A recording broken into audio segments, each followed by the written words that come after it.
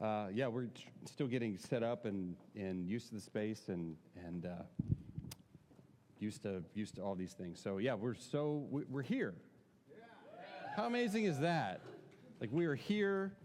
We made it. You made it. Did anybody go to the other place first? They're not here yet, right? So you're all here. They just gave up and they're watching online. No, we're here. This is a 7-8 month dream process, and gosh, what we like Sarah said, there's been a lot throughout the past week that has gone into this, but the amount of work just within the last 24 hours, 26 hours is amazing. Like some folks who were here and then maybe went home, you had something to do at like 11 or something like that. You come today and you're like, this is amazing. It's amazing, right? What happened, especially yesterday afternoon, and obviously, like, one of the biggest things is just the technical aspect of running a church these days. So you can, hear it and it sounds good and you can stream it and all that stuff. So it's really like our community showed up in a way that it's hard to appreciate unless you actually see it in action. And so you all showed up, and just great to be here. So what are your initial thoughts? I'm curious. My initial thoughts. Thank you for being here, everybody. This is awesome. I knew this was exciting, the right move for sure. Let's see, it was probably almost a year ago where our landlord, Blake, with Icon, he's been so amazing with us, where he floated the possibility, the availability of Houston Street Ballroom. At that time, we were all like so beat up and deer in headlights that the thought of a move like this just was not on our brain at all. And but then fast forward, finances are getting tight and all these things. And Josh and I, per the elders' request, we approached Blake to tell him, like, this is where we're at as a church. Like, we want to give you the heads up because we want to be faithful, good tenants and work well with you. And he was so grateful for our honesty in that moment, and very excited to continue to work with us. And he brought back up this space. And so it's cheaper than where we're at. By the way, spread the word on that space over there. He's going to break it up into 2 locations for businesses and an office. Like, get some sweet businesses down here. That's awesome. He is a great landlord. And all the things that you're seeing and that we will experience, this is great. And it just hit me, like, we now steward the historic Houston Street Ballroom in downtown Manhattan, Kansas. That just hit me yesterday when I was walking here. I'm getting kind of chills thinking about it, because for me, and I talk a lot, gives me a mic and we riff here. So that's it. Years ago, I thought, how cool would it be to have a church that met in one of the limestone historic churches on points or something like that. But I feel like this is just as good, and to steward this space. So this is our space 24/7.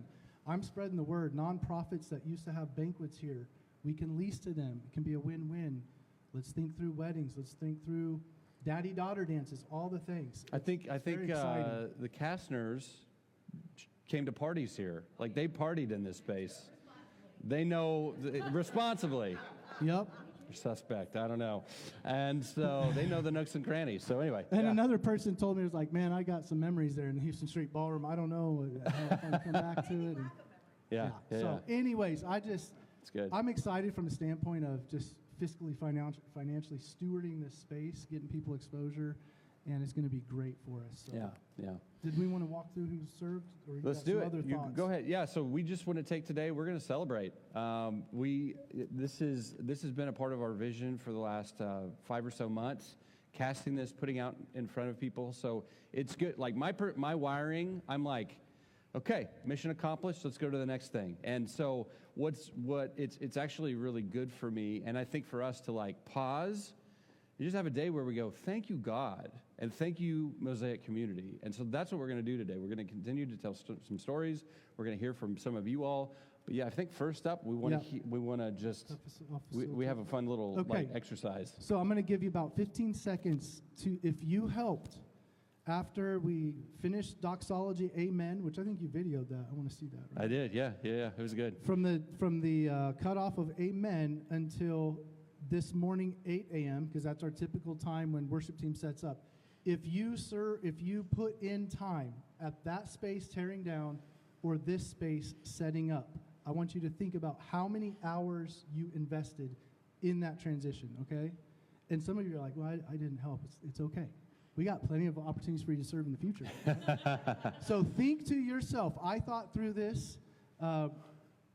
Last week I was there for about an hour and a half, 2 hours. Yesterday I was here for about 9. I was not here Monday through Friday at all. And I'm on our staff team. That's impressive. So think through that. Does everyone who helped have a number in their mind? Okay, so if you served for 2 hours or more. Should we have everybody? Okay, yeah, 2 hours or more, stand up. Yeah, that's 2 hours or more, stand up. If you were here. And we're, again, no shame if, like, you're not standing. Don't worry about it. Like, yeah. We're glad you're here. If you put in 4 hours or more in person, there or here, between last Sunday after doxology till this morning at 8 a.m., stay standing. 4 hours or more. If you're less than that, sit down. How about 6 hours? 8 hours. Okay. 10 hours. 12 hours. I'm sitting down. Let's see here. 14 hours. 15. 16. 17. 18. 19. 20. 21. 22. Do you want to just tell us? 23. 25. Yo. All right. Darren, we want you to come up here. Will you come share just a bit with us? And he may share some of this, but let me tell you from my personal, so I wear a lot of hats in our church.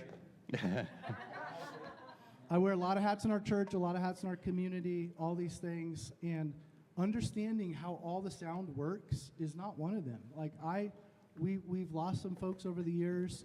Some of our key sound people who helped put it all together were gone. And the thought of transitioning all this was causing me great anxiety. And then Darren, he said, I love this stuff. And so what was the question? What was this? Why did you jump in? And why did you spend 25 hours after your full-time job and time with your family? And like, what compels a man to do that? Check. Am I on? Yeah. Am I on? Yeah, we got you. Check, 1, 2. Because I've spent a lot of time in the sound booth. Yeah. I have not spent much time. So I have 3 thoughts on that. Okay, I'll start with please. The first one. I'm going to borrow a line from one of my favorite actors, Liam Neeson. I am a man with a particular set of skills. I love that. I have literally been running sound, both live and recorded, for about 40 years. That's one aspect of it. The secondary and more important is whenever it was that Tracy and I found Mosaic, from the moment we walked in the door, we felt like we were at home. We found friends. We found what has become a family. We were welcomed, and Tracy and I both were on a journey of looking at faith and figuring out what we thought, and it was a very, very clearly a safe space to explore some challenging questions about who Jesus is, what he wants out of our lives, how we live in this odd world today. So we were welcomed, we were comfortable. My dad raised me that when you see a need in your community, your family, your neighborhood, your friends, and you have a skill set to help them out, you have to help them out. And I really do love this kind of stuff. I love sound tech. I don't know why, but I just know how to do it. Yeah. And that's it. This group of people that we see on a Sunday morning have become part of our family. And when family needs help, you help. Yeah, that's good. Appreciate that. You bet. What, as you have been very involved in the nitty-gritty of moving things, and just think, like, you had a lot of time even by yourself to think, troubleshoot. There's even got to be this, like, excitement about what's next for us as a church. Absolutely. Could you share a little bit about that? What excites you most about this transition in this next season? specific to the space or specific to the Mosaic family? Are you asking? What comes to mind? Yeah, what comes to mind? Yeah, Both. all I of don't know. that. Yeah. Okay. The first thing that comes to mind is when I walked through those doors. I have a history in this room too. I've been in Manhattan for 30 years. Tracy and I have been to a number of events here.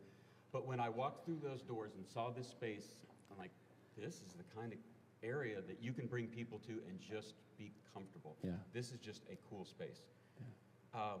One of the things that really drew Tracy and I to Mosaic, more than just the welcoming feel of being around friends, was your willingness, the leadership's willingness to engage in really challenging questions, not just about Jesus, but about how we live in this odd world and what's going on around us and how we respond and how we look to maybe help all of us go in the right direction. So I'm excited about both helping people discover Jesus and figuring out how to live in this world in a way that is good for all of us, that helps the community, both right here in Manhattan, all of Manhattan, wherever it might be, whoever's online. I feel like you all have a leadership style that says, you're welcome here, let's figure it all out together, let's figure out what the right next thing is, and let's do it so that we're all doing better. That's good. That's good. Appreciate that a lot. Good. I think that's anything else for Darren? No, well, whenever you say no and you keep talking, right? Sorry to interrupt. Okay. Yeah, I just want to, I told him that I'm going to say I appreciate you probably for the rest of his life, because the heavy lifting that he did this last week, those 25 hours, are significant. Talk about, the well was in that space since 2012. Yeah. There's nooks and crannies and stuff. It's like, we're like, I don't know what are the DI boxes and cords and cable. I don't know what works, what doesn't. And his organization rallying the troops, it was amazing. It was awesome. It was inspiration to me. Yesterday, a lot of us showed up about 8 o'clock, and about 11, he's like, I'm going to go home and eat lunch. And I came to him, I said, hey, do you want to have a lunch group where we all go hang out together? And he's like, I'm going to go lay down.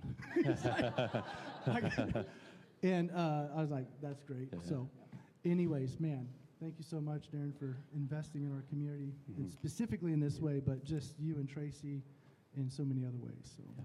You are so welcome. And before I stop talking, but I've got to say, yes, I spent some hours here, but the team that's back in that booth and that helped and worked and George and I we all were here doing a lot.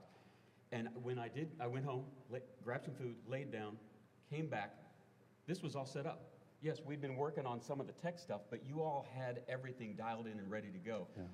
So I specifically need to thank Henry for his knowledge of that board, because I don't know that board. I've been in sound systems a lot, but I don't know that one. This would have been scary if you all hadn't been here to assist. So thank you all very much too. Yeah. Also shout out to Andy. So the lighting, and if you have any questions about what light switches control what and dialing it in, he's got it all figured out. Right. We'll probably play with the lighting over the next several weeks. Yeah. I'm not an electrician, but I would have done it differently. Okay. Yeah. There's always foibles with these old spaces, right? Yeah. All right. That's it. So we're gonna. Wanted to kind of refresh our memory about our story. How did this even happen? How did we get here? How did Mosaic become a thing, right? Mm-hmm. And so I remember Ben and I met, it's probably been 20 years at least. Just doing ministry here in Manhattan. Our paths crossed, all that stuff. And so we knew of each other, we'd run into each other, but it was really I think it was over the pandemic, Tallgrass launched in 2018, the well launched in 2012. We really celebrated Tallgrass when they launched, and just really felt, I have a soft spot for church planters and their leadership teams and stuff. I remember in the pandemic, it was really our friendship kind of went to the next level because we just were checking in on each other. And I think there's always been this kind of sync up about we're kind of I'm a young Gen X, he's an older millennial, so we're kind of in that Zennial there's a lot of really older pastors, and then there's some really younger pastors, but right in there is who else in town is like that? So there's just a clicking, I think, that happened. But I remember, and so anyway, jump in. What about the past details do you want to, before we get into that? Before we get there, I know the person's out there, but I like to ask people how they find our church. Yeah. Last week, it was like, well, AI helped me. So I was so curious what the AI prompts were. So this person who's in this room put in their previous church website that they loved in the Kansas City area, made sure that AI was reading it and all this, and then looked for a millennial pastor, and then it spit it out, us in another church. So yes, I am an elder millennial, Gen X, but we're both Oregon Trail, right? That's right. That's that. Ford the river. Let's go. Keep up, family. Yeah. I think oh my Lord. That hits too close to home today. It does. It does. It does. So yeah, like the story of coffee. So many good things happen over coffee, and our spot was Public Hall. Yeah. And it was sort of like our frequency of getting coffee to check in with one another increased. Yeah. And especially as the pandemic was hitting and all the things are happening. And, you know, as a church, you're like, man, we're going to rise above the fray of like, do we mask or not? We're going to open by Easter, you know, all the things, to vax or not vax. I mean, all those waves that hit our whole country, but pastors in particular, that stuff was heavy. And so, you know, I thought our church was going to rise above that fray, but there were some really significant cracks that were happening, and it was tough. So to the point where it's conversations around, are we going to continue, or is it better stewardship to just not keep doing this church plant thing that started 2 years before COVID? And but at the time, Tallgrass Church, we decided to keep plugging away, and so there was one coffee we had at Public Hall mid-March-ish of 2020, right? Or 2021. Yeah, okay, yeah. So after about a year into COVID. And at the end of the coffee, Josh just said, hey, before you or your elder team does anything significant, like, do you want to consider collaborating our churches together? And you know, people have a lot of ideas, and it's like, oh, it's a cool idea. I'll probably think about it sometime. But I could not shake the idea for a week. So we got together next week for 4 hours or so and just talked, what could this actually look like? Brought in our leadership team, you brought in your leadership team, and we decided to have 2 Sundays where we gathered together so that if the first Sunday was like, this is awesome, let's keep going, we already had a plan to meet again and have time to start zipping up the 2 churches. And it was like we never kind of looked back, you know. It was pretty cool. And we've had significant challenges, like for Mosaic forming to be who Mosaic is and should be. It's not for everyone. If someone who's not wanting to talk through hard things and get a little uncomfortable, we may not be the church for those folks, you know. But if someone who's finding a place to fit in, like a Mosaic, and ask the hard questions and explore their faith and bring their friends who don't even know Christ or whatever. So, Yeah, I think when I think this is a now word for us. So when we think about when we were thinking about Emerge, there was a lot of excitement around the idea of something new, and so I think that gets tested when the new thing ends up changing some of the old things, right? I think we've all experienced that. Like, new stuff is great, but it's like, oh, but I have to surrender some things. I have to actually, the new pastoral staff may not, and the new teaching team may not highlight the doctrines or the issues that I exactly want, because there's new voices to weigh in on some of that. So we were going through some of those pains about, like, you have to keep surrendering to Jesus and what he wants. And there was that kind of shifting and sifting where people, I think, opted out with the new vision. Because that's what happens sometimes. You cast a new vision, you get a kind of a new wind in your sails, and it may be a couple degrees off from what some people really want. And so I want our church to, like, go eyes wide open. This is a brand new space. We are, in a lot of ways, the same Mosaic, same values, same leadership team. There's a few people that walked in and said, oh, it looks kind of like the same. And it's like, yeah, there's a certain style or a vibe that we really want to retain, because we do think it's open. Like Darren was saying, it's like it's a safe place to bring people and that sort of thing. We want everyone to make this transition. We really do. We have no desire to, like, push anyone away. Although when you show up to a new space and it's like, hey, I'm used to sitting in that chair, and this is a new chair configuration. I used to sit where that aisle is now. What do I do with that? I mean, it's just the simplest, littlest things that honestly, if you're looking for it, it could feel like, oh, they're pushing me away. And we're really not. It's just that some things have to change to go into the new season, the next season. And we, as much as we can, have to be open-handed about non-essential things. You know what's essential? Jesus and the gospel. Like, everything actually can change except Jesus and the gospel. Because Jesus and the gospel and his mission to spread the good news, that's the mission. Everything else is strategy. Do you know that? Like, a building location is a strategy to reach people and create community centered around the gospel. And I know, like, I have pet doctrines too. I have issues that I wish I could highlight or I want to. I have to keep surrendering all that stuff because at the end of the day, I'm a fanatic about Jesus and the gospel. And that I will never compromise or apologize for that. The way that I do it is adaptable. The location where I do it is adaptable. How we stream or how loud or quiet or where the chairs are, that's all adaptable, right? And I hope that's what makes it into the concrete of Mosaic 2.0, is that, man, anything can change, and we're going to try and keep up with that, but the thing that never changes is Jesus. That's all. That's what I want to be about. That's what I want to be about. So I just say all that because I think there's something appropriate for, like, oh, this feels the same but different. And I think a lot of people in a merger situation had that same, this is the same but different. And do I like that? Am I okay with that? And I can answer that for myself, my family.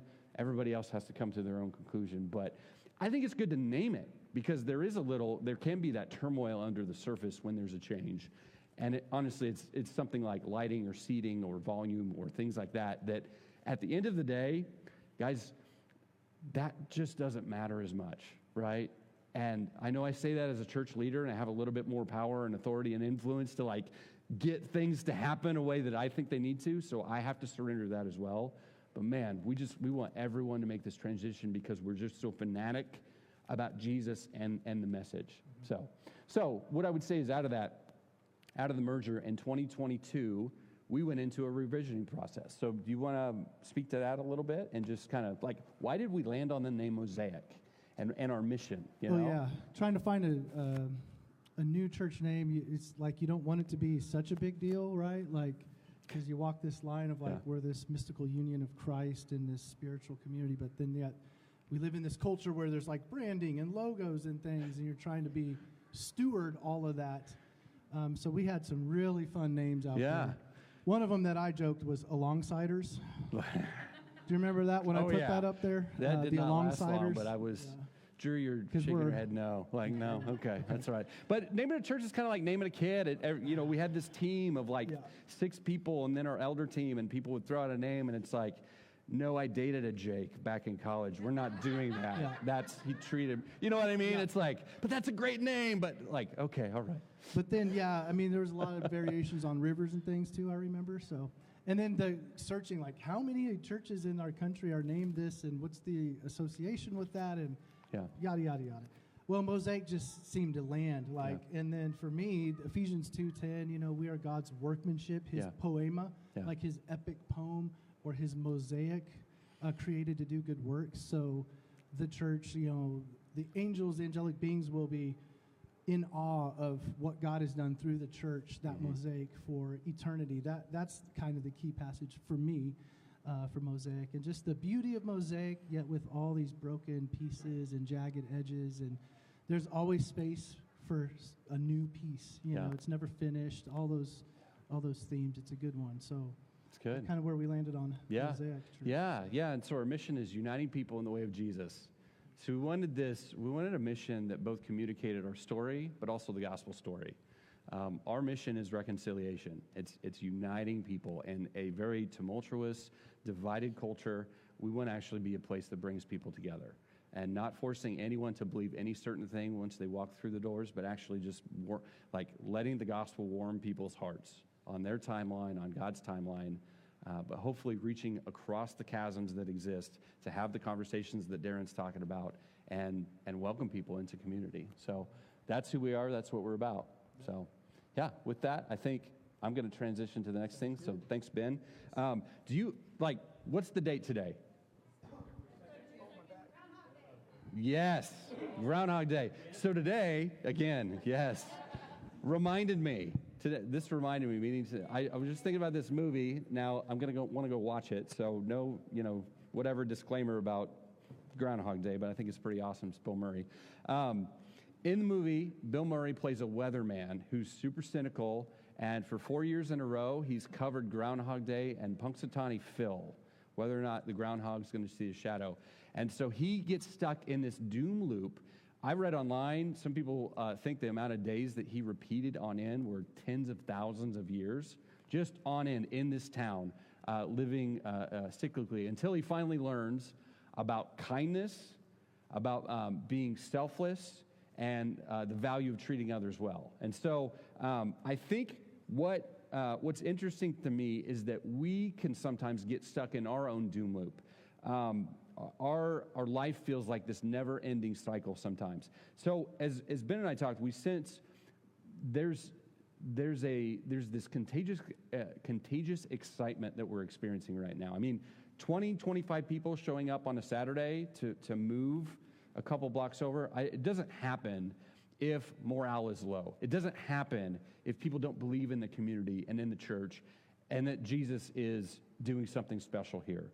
But sometimes it still feels like we're in this cycle, or we get into this cycle. And Ben actually put words to it yesterday, so I hope I'm not betraying your confidence. But you shared with me, I sense a lot of excitement, and I'm kind of nervous about this. And I think that puts words to what some of us feel. Like, is this a safe community to try and trust God again? Is this a people where I can ask hard questions about my faith? Because sometimes it's not just, I've been around the block and I've seen some things, so that can be true. It can be, I'm coming into my faith in a new way, and there's so many voices out there. Who do I trust and who do I believe? And so in some ways, you could be coming to this point from different perspectives, but it's the same kind of focal point of like, who are these people?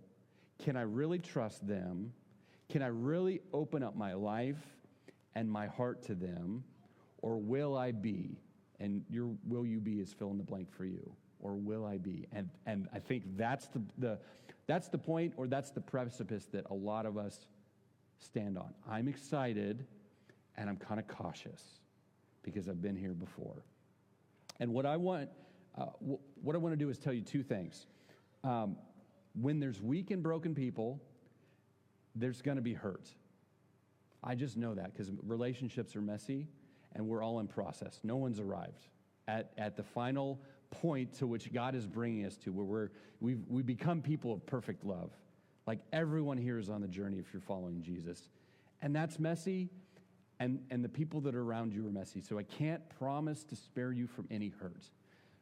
What I can do is, as one of the pastors, is tell you we want to be about reconciliation. I've been on a long learning path of what true reconciliation, rebuilding trust, apologizing, and repenting actually looks like. We want to be a community where apologies aren't just a check-the-box thing, but there's actually this heart-rending, like when I injure someone, when I mess up, that actually make it right. Actually, what we teach our boys is, don't just apologize. I don't want you to apologize because I told you to apologize. What I want you to do is ask the question, what can I do to make this right? Because we need to be a community that learns to rebuild trust with each other and not just continue to build walls. Now, there's a difference, what I would tell you. There's a difference between hurt and harm.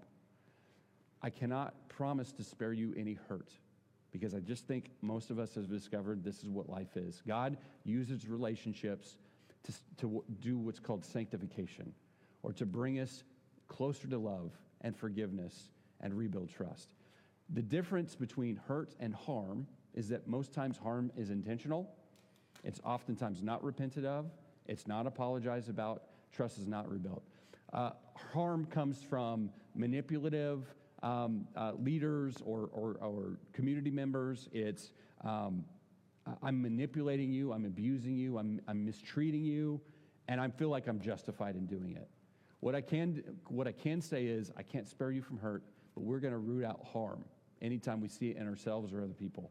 And we're going to promise to do our best to be a harm-free zone here, to be what Scott McKnight wrote a book called A Church Called Tov, a goodness church, a Tov church that practices goodness and truth and beauty, okay? So that's my first thing. Second thing I want you to know is I really do think that this is a new season for our church. I do think this is a rebirth. And I'm going to get a little Christian cliche on you, but I was really praying for a verse for us today, and I felt like Jesus brought this one up in my mind. I'm like, I dismissed it. Like, nope, that's just me. That's what everybody prays in a new season. And he reminded me, well, it's from the Bible, so it's pretty good. Like, okay. So I really do think this is from us, for us individually and us as a church. Isaiah 43, 1 through 2, and then 16 through 9. Here's what it says. But now this is what the Lord says. This is what the Lord says, Mosaic. He who created you, Jacob, he who formed you, Israel, do not fear, for I have redeemed you. I have summoned you by name. He's called you by name, Mosaic. You are mine. When you pass through the waters, I will be with you. When you pass through the rivers, they will not sweep over you. When you walk through the fire, you will not be burned. The flames will not set you ablaze. So, can't promise that you're going to be spared hurt. But the Lord's saying, you're not going to be destroyed. Whatever the last season was for you as a church and us as individuals, us as leaders, us as group members, us as team members, you may have been hurt, but you have not been destroyed. Guys, we made it here. We made it here. We were not destroyed. Whatever the last season had to throw at us, we made it, and we're together, okay? And it continues. This is what the Lord says, He who has made a way through the sea, a path through the mighty waters, who drew out the chariots and horses, the army and reinforcements together. So hell threw everything it had at you. Hell threw everything it could, and you made it. You're sitting here, okay? Together and lay there, never to rise again, extinguished, snuffed out like a wick. Forget the former things. Do not dwell on the past. See, I am doing a new thing. Now it springs up. Do you not perceive it? I am making a way in the wilderness and streams in the wasteland. Sarah and I often joke. She got just had an impression a number of years ago that we were praying for easier times. Like, Lord, why does it have to be this hard? And the Lord just shared, you're a desert cactus. I think there's a specific name. A crocus. You're a crocus. That doesn't sound that sexy, honestly. You're a crocus. Thanks, Jesus. But a desert flower only blooms in the wilderness when there's seasons of refreshing that come. But some of us are really made, you're made for hard times. If you're a warrior in the army of Christ, you're meant to do battle. And that means these hard times are meant to train you and shape you so that you can become everything that you are meant to be. So there are times where you're like, Lord, I could just use a break. I could use a Sabbath. I could use a sabbatical. I could use a vacation. And the Lord says to a lot of us, you're in training. I need you. I need you equipped. I need you sharp, okay? So, do you not perceive it? I am making a way in the wilderness and streams in the wasteland. I think that's the word for us right now in this season. There are streams coming in this desert that we've been in. So with that, I'm going to invite Vicki Pantel and Kelsey Wilson up, and they're just going to share briefly. So why don't you welcome them up with me? Yeah, we do. We have stairs here, so you're welcome to use those. And I'll just give that to you and have a seat. So, Kelsey, Vicki, really glad to have you here. You two spent so much time helping us and moving things and setting things up. Vicki did a deep clean on all the coffee gadgetry that we have. Kelsey was just kind of this, just give me something to do. She was just available yesterday as long as we needed her to do anything that needed to be done, all the little things. And so I just really appreciate both of you, all your participation, all your help. So I'm curious too, much like we asked Darren, what excites you about the next season of Mosaic? Why do you like it here? What excites you about what's to come, what you're anticipating? You got the mic? You go ahead, yeah. for me, I first was a part of this church back in fall of 2020 and had really taken a step back involvement-wise because my mindset was, well, I'm here for college. I'll be gone in a couple of years anyway. And then I really saw, like, through some activities I was involved in.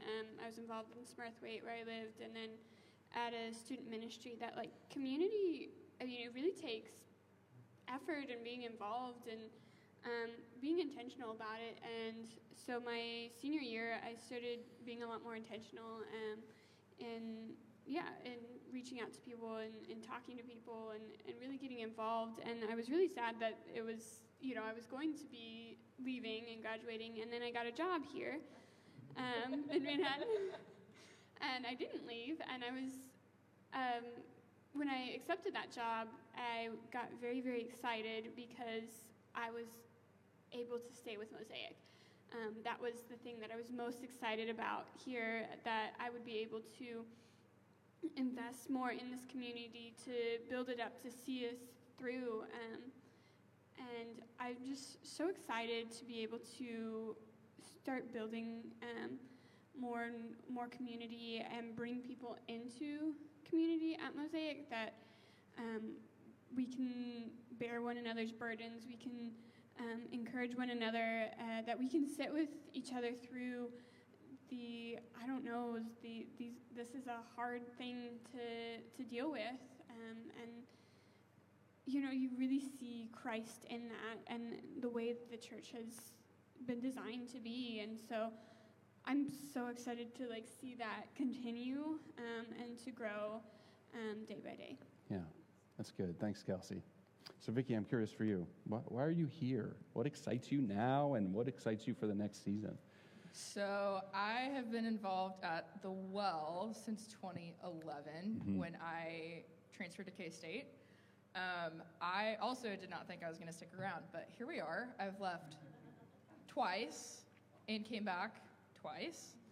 I was overseas for a year doing mission work and then landed back here, and then COVID hit. Probably one of the hardest things I dealt with in re-entry was community, because I was in a group of 39 people for a year. We did a lot of life together. We weren't just working together. We lived together. We traveled together. And so landing back in the States, first of all, dealing with reverse culture shock was extremely difficult. That is something that I feel like people don't warn you about with going overseas, is coming home. And yeah, I mean, there was never any question about where I was going to land when I came back and knew I was coming back to Manhattan. It was just the Well. I moved to Denver for a year, pretty promptly moved back after a year for a lot of reasons. But again, I didn't ever have a question of where I was going to land, because the Well, Mosaic, has always just been home for me. I am excited to have a coffee bar to stand behind. Yeah, that's good. There's a lot of things I'm excited about with Mosaic. I think we've had a core group of people for a long time, and I feel like we're starting to grow and dig deeper roots. And that's just been really cool, first of all, to be a part of, but also to see other people coming together who are just joining but are so willing to jump in and serve. I want to give a shout out to Mike and Lynn, because they did a ton of work yesterday, and they stayed longer than I did. Yeah. And I was like, dang, they've been going all day. Yeah. But we have people like that in our community, and that's such a beautiful thing. It's beautiful. They had told me, okay, I think we're going to go home. We're tired, and they loaded trailers and back and forth. And then as we're walking out, they kept remembering things to okay, we're going to do this. We need to put tablecloths down. And we're like, go home, please. Just take a break, So anyway, yeah, you guys are amazing. So, yeah, good. So you're excited the future, just digging deeper and... Yeah, I'm excited to see where this space takes us. Yeah. It's a very different setup, but I think it is a lot more... I think there's a lot of potential. Josh and I were kind of chatting a little bit yesterday about co-working space, and I just think we have a lot of cool opportunities in this space to bring other people in the Manhattan community into it, and I just think that's a really cool thing to have. It's good. Appreciate that. Well, appreciate you both so much. Kelsey is on our finance team. She also leads a women's group, so if you want to get plugged in, that's a good way to do that. Vicki leads our coffee team and has led groups in the past and is always up for a cup of coffee. And so if you want to get connected, those are great ways. So, just appreciate both of you very, very much, all your years and years of service and the can-do attitudes, and it's just been really good. So let's thank them appreciate you. So we're going to do just a couple things and to kind of wind down. Next week, we are doing a new series that I want to invite you all back for. I think it's going to be really, really good. So it's called The Pursuit. It's about wisdom from the life of King David. I think, I was kind of mentioning the now word or the now season that we're in. I really do feel like a lot of us have been in this kind of hunker down survival mode. Let's make it. Let's just endure. God really honors that, and God really shows up in that season. And I sense a shift. I sense this enthusiasm that I keep referencing, this joy. I really do think God is inviting us in to really push past survival mode and get to this deeper journey of celebrating Jesus, not just during the hard things, but actually finding him in every moment, in every sphere of our life. King David was just he's a person mentioned second most in the Bible, second only to Jesus. He's a type and a figure of Jesus. There's a lot to learn from his pursuit of God during hard things and his leadership and how he stewarded, just the gifts and the leadership things that God gave him. So we're going to start a series, several weeks long.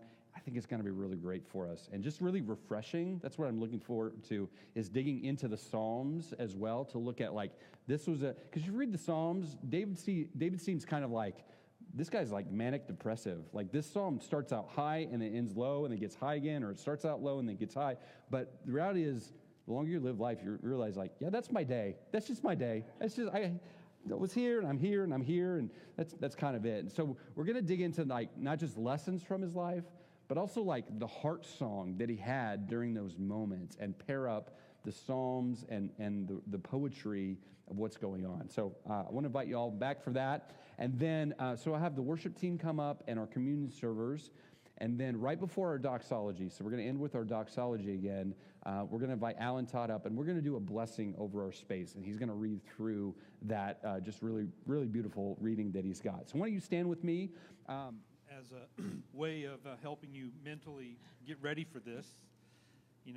Think of this screen over here as all the earthly blessings and the physical plant and all the neat stuff that this place represents. Now, I want you to think of this screen over here as the one that has God's kingdom and the purpose and what God wants to accomplish. So I want you to pivot your attention from the neat stuff to what God is going to do as we read these words and as you either follow along or listen. For Mosaic Church New Home, a blessing. May this space shelter your spirit as you gather here. May the burdens of this world be lifted from your hearts. May this be a place of deep peace, blessed with a grace that the world cannot give. May Mosaic Church be a sanctuary where all who seek belonging find the path to welcome, and every heart's longing meets the kindness of community. May nothing harmful cross this threshold. May this be a refuge of understanding and love, where all can come as they are, without fear, without mask, known and embraced as beloved. May this place be a place of renewal, where faith is nurtured, hope is rekindled, and the Spirit moves freely through every heart and gathering. May courage take root here, where healing is honored, mercy is abundant, and grace leads the way. May patience sustain the journey, and vision never fade, even when the road is long. May joy abound in this place. May laughter rise like incense, and worship stir the heavens. May this be a house of welcome, a light for the weary, a home for the seeking, a table where all are fed. May every soul who enters bring a gift, and may none leave without a blessing. Amen.